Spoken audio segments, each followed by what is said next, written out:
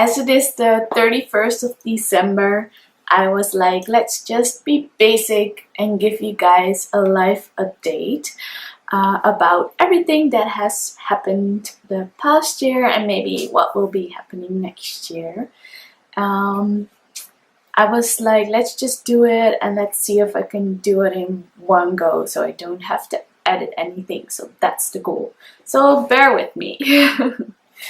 First of all, I think the beginning of this year I started with my blog. I started writing about yoga for scoliosis mainly, but also about mind alignment and dealing with pain, since I've been in chronic pain for a long while.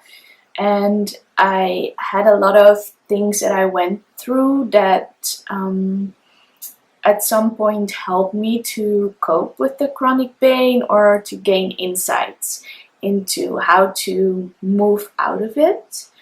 And it was quite a tough process, and a lot of hard work went into getting better or trying to get better at that point, because I wasn't sure if I could get better, but I always had this belief that I could.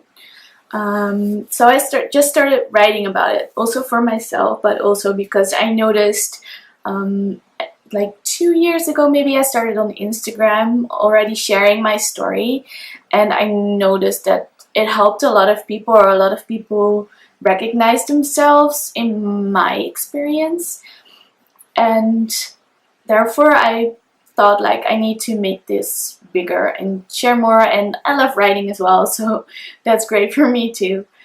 So I started my blog pretty much, and I also started an online home practice series for scoliosis by Rachel Jessing, and that was great as well, because I then used that to share my experience on my blog with that as well. And I love how Rachel Jessing, like, love her anyways. And I met her in New York when I was there for some yoga for scoliosis classes. And I actually first met her on Instagram and then was lucky enough to meet her in person in New York. And then I started her online home practice series, which is awesome. She has a few sequences to work with and some lectures as well. So those are great. And then she also managed to create this community of people who also practice yoga for scoliosis, so that we don't feel alone, because we can feel alone when you're in pain. So that's great. And yeah, that's a great program that I started on. I'm still doing it, so that's great. Then I started my own foundation, which is called I Love My Back, which I think I already explained this, but I'll just explain in short if you don't know. Basically, I chose the name I Love My Back for two reasons. One, because I felt like people didn't really understand my pain. So I want to create more understanding about back pain for other people. How can I explain as well? I guess it's more about like sharing my pain and experiences so that other people can understand it better, because sometimes they feel like you're a young girl and you cannot have any pain because I don't see anything wrong with you. But there can be things wrong with you, or you can have a lot of pain. And I think this is something that happens a lot in the back pain, and especially in the scoliosis community, because there are a lot of young girls that are diagnosed with scoliosis and then don't get any understanding from the people around them. So I wanted to change that. And on the other hand as well, I chose I Love My Back because when I was in a lot of pain, I got frustrated a lot with my own body. And I noticed that that didn't really help me, because I was in this stress state and I was like, oh, I need to fix my body. And that didn't help my body and mind. So I had to make a change in how I thought about my body, and I had to love it and reach out to my back more like a good friend. Like, what do you need of me? How can I take care of you? So I needed to learn how to love my back in order to move out of the pain, like literally as well. So then, in order to help more people, I also became a yoga teacher myself, because this yoga has helped me so much. I was like, I need to share this with other people. I cannot just keep this to myself. And at first, I just became a normal yoga teacher as well, I guess you could say. And I tried that, but it didn't really feel, or not necessarily feel right, but it didn't feel like the way that I wanted to go in.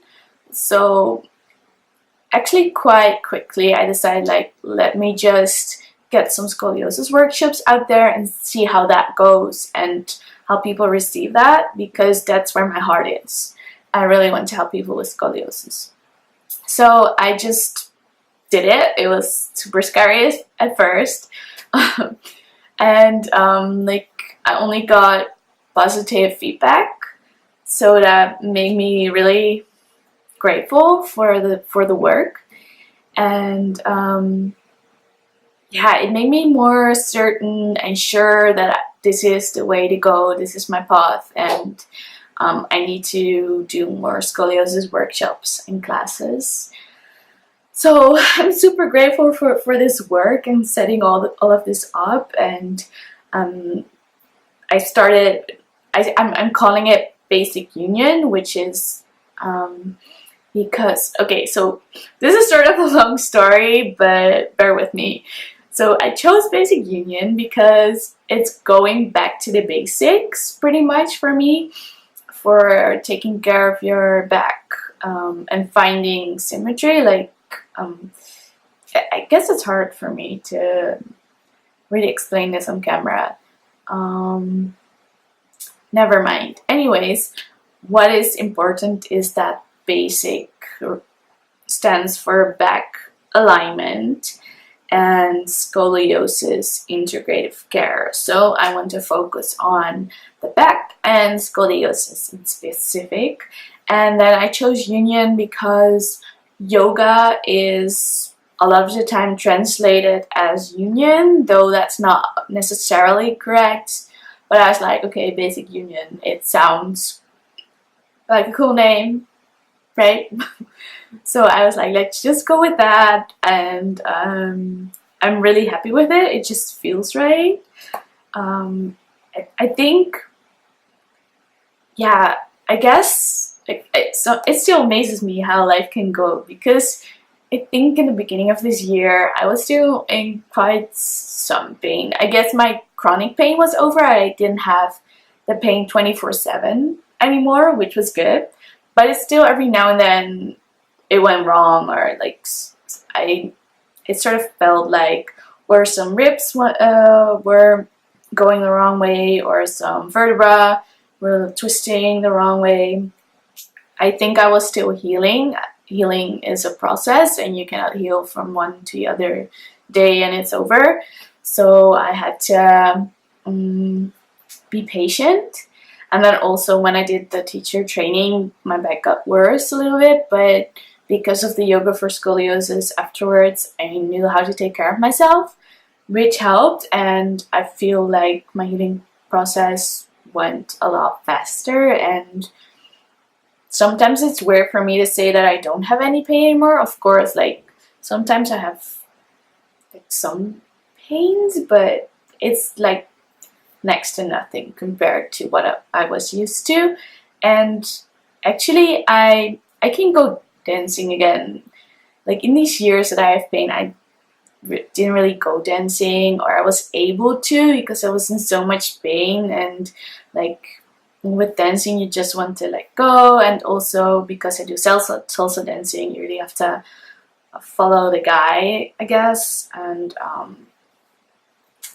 I also did other types of dancing in my past, but For me, I noticed that salsa dancing was the easiest to get back into because a dance usually is like 5 minutes. So I could just dance for 5 minutes and then check in with myself and how my back was doing and see how I was doing. While if I would choose to go to a class, like any class, like a ballet or hip hop class, that would probably take like an hour and a half, and I would have to do like all these warm-ups and dances, and then I can only check in with myself after like an hour and a half, and that's like, it would be a big chance that I would force myself too much in that much time. So I didn't really go to classes, I just was dancing in my room basically, which is fun too. So yeah, and now it's so weird because I think my saddest moments when I was in this pain, and what I cried the most over was not being able to dance. It's sort of weird, like why would you cry about that? But I don't know. It's a big part of my life, always has been. So at some point I also didn't have to cry about it as much anymore. And now being able to just dance and go out, it's so weird, and I'm so grateful, and I don't know, I could have never imagined when I was in a lot of pain that that would be possible again. And it might just be the highlight of my year, even though like what did I all do? I have a foundation now, I became a yoga teacher, I do scoliosis workshops, but it seems like my greatest highlight, or like a big milestone for me, is just being able to dance. So yeah, that's life for you. Anyways, I hope you're up to date now. If I missed anything, let me know. If you have any questions, let me know. And if you want, share your biggest highlight of the year with me. That would be awesome. Like if it's something like just going out for a dance, whatever, just share whatever is your highlight. I'm happy to hear it. So that's it for me. Yeah. So thank you for bearing with me in 2017, and I'm ready for 2018. Love you.